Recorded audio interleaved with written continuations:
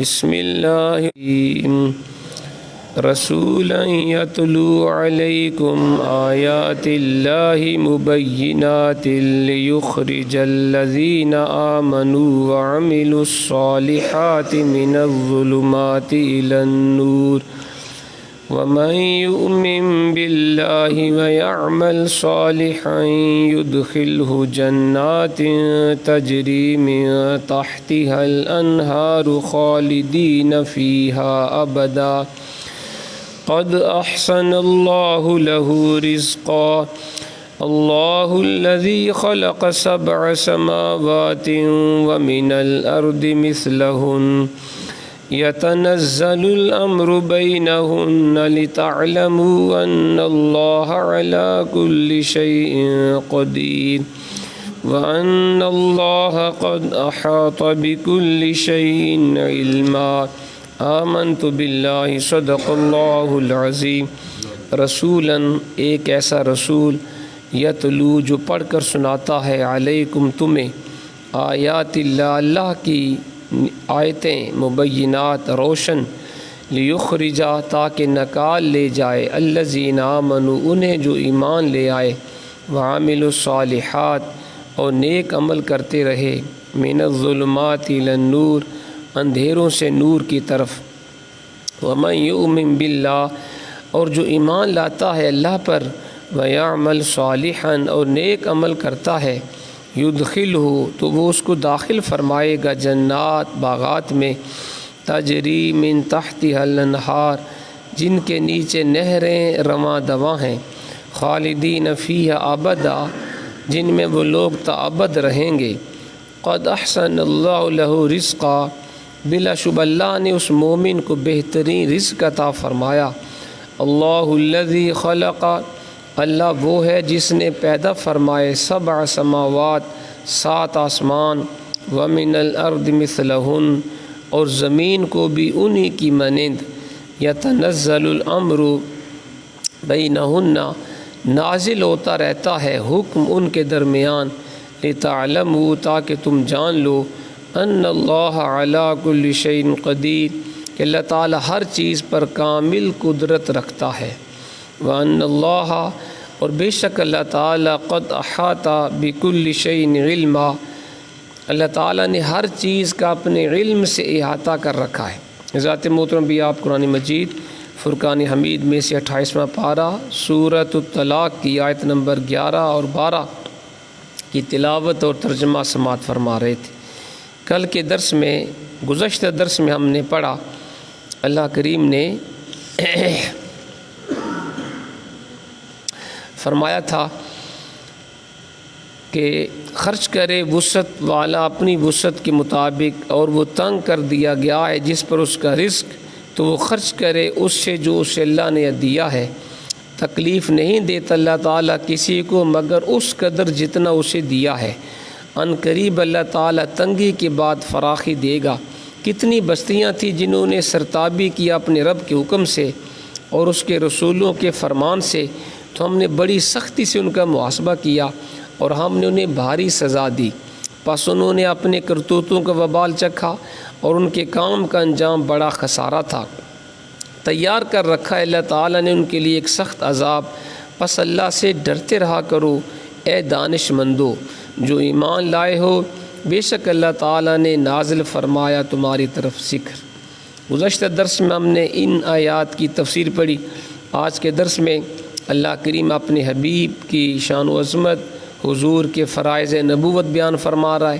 نیک اعمال کرنے والوں کے لیے جنت کی خوشخبری ہے۔ اللہ نے اپنی قدرت کی نشانیاں بھی بیان فرمائیں۔ پہلی آیت میں فرمایا رسولا یتلو علیکم آیات اللہ مبینات لیخرج الذین آمنوا وعملوا الصالحات من الظلمات الی النور، ایک ایسا رسول جو پڑھ کر سناتا ہے تمہیں اللہ کی روشن آیتیں تاکہ نکال لے جائے انہیں جو ایمان لے آئے اور نیک عمل کرتے رہے اندھیروں سے نور کی طرف۔ ذکراً اور رسولاً کا باہمی تعلق کیا ہے؟ بعض علماء نے لکھا کہ رسولاً سے پہلے وارسالہ مقدر ہے اور ذکر سے مراد قرآن ہے۔ اب معنی یہ ہوگا کہ اللہ تعالیٰ نے تمہاری طرف قرآن نازل کیا اور اپنا رسول بھیجا۔ علامہ آلوسی رحمہ اللہ لکھتے ہیں کہ ذکر سے مراد بھی نبی پاک علیہ الصلاۃ والسلام ہیں، اور رسولاً اس کا بدل ہے، اس سے مراد بھی رسول پاک ہے۔ تو اللہ نے فرمایا ایک ایسا رسول میں نے بھیجا تمہاری طرف جو اللہ کی آیات تمہاری اوپر تلاوت کرتا ہے، اور پھر اس لیے وہ رسول بھیجا تاکہ وہ تمہیں نکال لے جائے انہیں جو ایمان لے آئے اور نیک عمل کرتے رہے اندھیروں سے نور کی طرف۔ یعنی اللہ تعالیٰ نے یہ رسول جو سراپا ذکر ہے تمہاری طرف اس لیے مبعوث فرمایا، یعنی بھیجا ہے کہ اہل ایمان کو نیک عمل کرنے والوں کو طرح طرح کے اندھیروں سے نکال کر ہدایت کے نور کی طرف لے کے جائے۔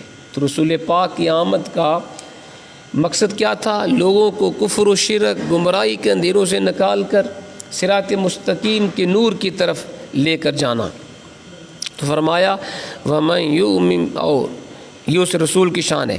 اس سیاق میں اس آیت کا مطلب یہ ہے کہ جو آئلی قانون اور ازدواجی زندگی کے بارے میں ضوابط حضور نبی پاک علیہ الصلاۃ والسلام نے اپنی امت کو عطا فرمائے ہیں، ان کی برکت سے یہ امت گمراہی کے ان اندھیروں سے نکل کر ہدایت کی روشنی میں پہنچ گئی ہے جن اندھیروں میں ابھی تک اقوام عالم بھٹکتی پھر رہی ہیں۔ آپ کو فرصت ملے تو آپ اسلام کے آئلی قوانین کا دنیا بھر کی اقوام کے جدید و قدیم آئلی قوانین سے موازنہ کریں، آپ کو اس قول کی صداقت کا یقین آ جائے گا۔ اللہ تعالی ہمیں توفیق عطا فرمائے ہم شرح صدر سے ان قوانین کو اپنائیں جو ہماری بہتری اور بھلائی کے لیے اللہ تعالی نے ہمیں ہماری طرف نازل کی۔ یعنی یقین کریں یہ اسلام کا فیملی سسٹم آئلی قوانین اتنے پیارے ہیں کہ پوری دنیا میں اس کا جواب نہیں۔ آپ آج جا کے دیکھ لیں یورپ کے اندر جہاں پہ فیملی سسٹم نہیں ہے، نکاح طلاق وغیرہ کے قوانین وہاں پہ نافذ نہیں ہیں، شادی کا کنسیپٹ جو اسلام نے دیا اس طرح کا نہیں ہے، اور وہاں پہ بدکاریاں بڑھ رہی ہیں، ہر دوسرا بچہ وہ ناجائز پیدا ہوتا ہے، اور پھر چونکہ شادی کا سسٹم نہیں اسلام کی طرح، لہٰذا وہ والدین شادی کرتے ہیں بچوں کی، پھر وہ والدین کو چھوڑ کے وہ چلے جاتے ہیں، اور خاص طور پہ بڑھاپے میں تو والدین کا کوئی پرسانی حال نہیں ہوتا، اس لیے ان کو اولڈ ہوم وغیرہ بنانے پڑتے ہیں تاکہ وہ بوڑھے والدین زندگی کے آخری ایام وہ گزار سکیں۔ لیکن اسلام نے ہمیں فیملی سسٹم دیا، نکاح کا پورا ایک سسٹم نظام ہمیں اسلام نے دیا، اور پھر میاں بیوی کے حقوق، والدین کے حقوق، اولاد کے حقوق، یہ اتنا پیارا سسٹم ہے کہ پوری دنیا میں اس کی مثال نہیں ملتی۔ پھر فرمایا وَمَن يُؤْمِن بِاللَّهِ وَيَعْمَلْ صَالِحًا يُدْخِلُهُ جَنَّاتٍ تَجْرِي مِن تَحْتِهَا الْأَنْهَارُ خَالِدِينَ فِيهَا أَبَدًا قد احسن اللہ لہ رزقا، جو ایمان لاتا ہے اللہ پر اور نیک عمل کرتا ہے تو وہ اس کو داخل فرمائے گا باغات میں جن کے نیچے نہریں رواں دواں ہیں، جن میں وہ لوگ تا ابد رہیں گے۔ بلا شبہ اللہ نے اس مومن کو بہترین رزق عطا فرمایا ہے۔ یہ بتانے کی بات کہ میرا رسول اہل ایمان کو اندھیروں سے نکال کر نور کی طرف لے کر جا رہا ہے، اب یہ بتایا جا رہا ہے کہ قیامت کے دن ان لوگوں کے ساتھ اللہ تعالیٰ بڑی مہربانی کا سلوک فرمائے گا۔ وہ لوگ جو ایمان لائے، نیک اعمال کرتے رہے، قرآن کہتا ہے اللہ تعالیٰ ان کو جنت کے باغات میں داخل فرمائے گا جہاں پہ میٹھے ٹھنڈے پانی کی ندیاں بہہ رہی ہوں گی، اور وہاں ان کا قیام عارضی نہیں بلکہ مستقل ہوگا۔ ہم سمجھتے ہیں کامیاب وہ ہے جس کے پاس دنیا میں مال و دولت اور ہر طرح کی سہولیات ہیں، وہ کامیاب نہیں ہے، یہ دنیا تو فانی ہے، چند روزہ سامان ہے۔ کامیاب وہ ہے جو ایمان لائے، نیک اعمال کرے، اپنے رب کو راضی کرے، اس کے پیارے حبیب کے فرامین پہ چلے، اور جس کے لیے رب کریم نے جنت کے باغات تیار کیے ہوئے ہیں، جو ہمیشہ ہمیشہ جنت کے باغات میں رہے گا، وہ کامیاب ہے۔ تو ہمیں نیک اعمال کرنے چاہیے تاکہ اللہ تعالی ہم سے راضی ہو۔ پھر فرمایا اللہ الذی خلق سبع سماوات ومن الارض مثلہن، اللہ وہ ہے جس نے 7 آسمان پیدا فرمائے اور زمین کو بھی انہی کی مانند۔ اس صورت کا یہ آخری ہے جی، یہ صورت کی آخری آیت ہے۔ اس صورت کا اختتام اس آیت سے ہو رہا ہے۔ اس میں بتایا جا رہا ہے کہ اللہ تعالیٰ کی وہ ذات ہے جس نے 7 آسمانوں کو پیدا فرمایا۔ اسی طرح زمین کی بھی اس نے تخلیق فرمائی۔ کائنات کا ذرہ ذرہ اللہ کی شان کبریائی کی جلوہ گاہ ہے اور اس کی عظمت اور بڑائی پر گواہی دے رہا ہے۔ وَمِنَ الْأَرْضِ مِثْلَهُنَّ، اس میں مماثلت کی دو وجہیں بیان کی گئیں۔ یہ جو فرمایا نا اللہ نے 7 آسمان پیدا کیے اور زمین کو بھی ان کی طرح، تو کہتے ہیں اس میں مماثلت کی 2 وجہیں ہیں زمین و آسمان میں۔ نمبر 1، آسمان بھی 7 پیدا فرمائے اللہ نے اور زمینیں بھی 7 پیدا فرمائیں۔ دوسری وجہ، یعنی جس طرح آسمان کی رب نے تخلیق کی، اسی طرح زمین کی بھی اس نے تخلیق کی۔ اگر زمینوں کی تعداد بھی 7 مانی جائے تو امام رازی نے فرمایا ہے کہ 7 زمینوں سے مراد وہ 7 بر اعظم ہیں جنہیں بڑے بڑے سمندر ایک دوسرے سے جدا کیے ہوئے ہیں۔ تو 7 زمینوں سے مراد 7 بر اعظم، یا 7 زمینوں سے مراد 7 کواکب ہیں، ستارے۔ واللہ تعالی عالم، اللہ ہی بہتر جانتا ہے۔ اچھا جی، تو اللہ نے فرمایا اللہ وہ ہے جس نے 7 آسمان پیدا فرمائے اور زمین کو بھی ان کی طرح۔ یتنزل الامر بینہن، نازل ہوتا رہتا اللہ تعالیٰ کا حکم ان کے درمیان۔ لتعلموا ان اللہ علی کل شیء قدیر، تاکہ تم جان لو کہ اللہ تعالیٰ ہر چیز پر کامل قدرت رکھتا ہے۔ وَأَنَّ اللَّهَ قَدْ أَحَاطَ بِكُلِّ شَيْءٍ عِلْمًا، اور بے شک اللہ تعالیٰ نے ہر چیز کو اپنے علم سے احاطہ کر رکھا ہے۔ آسمانوں اور زمین کی تخلیق کے بعد اللہ تعالیٰ ان سے لا تعلق نہیں ہو گیا، بلکہ ہر لحظہ اس کے احکام و اوامر کا ان میں نزول ہو رہا ہے۔ ہر جگہ انہی کی تعمیل ہو رہی ہے۔ موت و حیات، غنا اور فقر، عزت و ذلت، بناؤ اور بگاڑ، غرضے کے جو تغیرات اور انقلابات آپ بلندیوں اور پستیوں میں مشاہدہ کرتے ہیں، وہ اللہ تعالیٰ کی اس نے تدبیر کی جلوہ نمائی ہے۔ اگر تم ان میں غور و فکر کرو گے، یعنی زمین و آسمان کی تخلیق میں، پوری کائنات میں تم غور و فکر کرو گے تو تمہیں یقین ہو جائے گا کہ اللہ تعالیٰ قادر مطلق ہے، جو چاہتا ہے وہ ہو جاتا ہے، اور تمہیں یقین ہو جائے گا کہ اس کا علم کائنات ارضی و سماوی کے ذرہ ذرہ کو احاطہ کیے ہوئے۔ پوری کائنات کا رب کو علم ہے، کوئی شے بھی اس کے علم سے باہر نہیں ہے۔ بے شک وہی ذات اقدس معبود برحق اور مسجود برحق ہونے کے لائق ہے، جس کی قدرت بھی بے پایاں ہے، جس کا علم بھی بے کراں ہے۔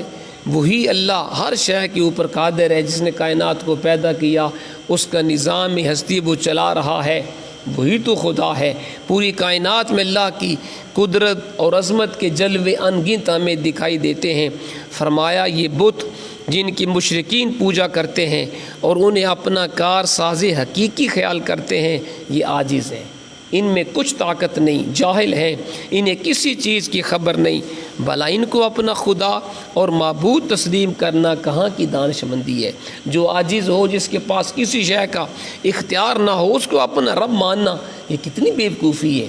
رب تو وہ ہے جس نے پوری کائنات کو پیدا کیا اور پوری کائنات کا نظم و ضبط بھی اور پورا انتظام وہ چلا رہا ہے، ہر شے کے اوپر قادر ہے، جس کا علم بھی غیر محدود، جس کی شان و عظمت کا بھی کوئی کنارہ نہیں۔ وہ مسجود برحق ہے، وہ تمہارا معبود ہے، وہ خالق حقیقی ہے۔ یہ بت جن کو اپنی بھی خبر نہیں، جو تمہیں نفع نقصان دینے کے قابل نہیں، یہ خدا نہیں ہے۔ اللہ وہ ہے جس نے ہر شے کو پیدا کیا۔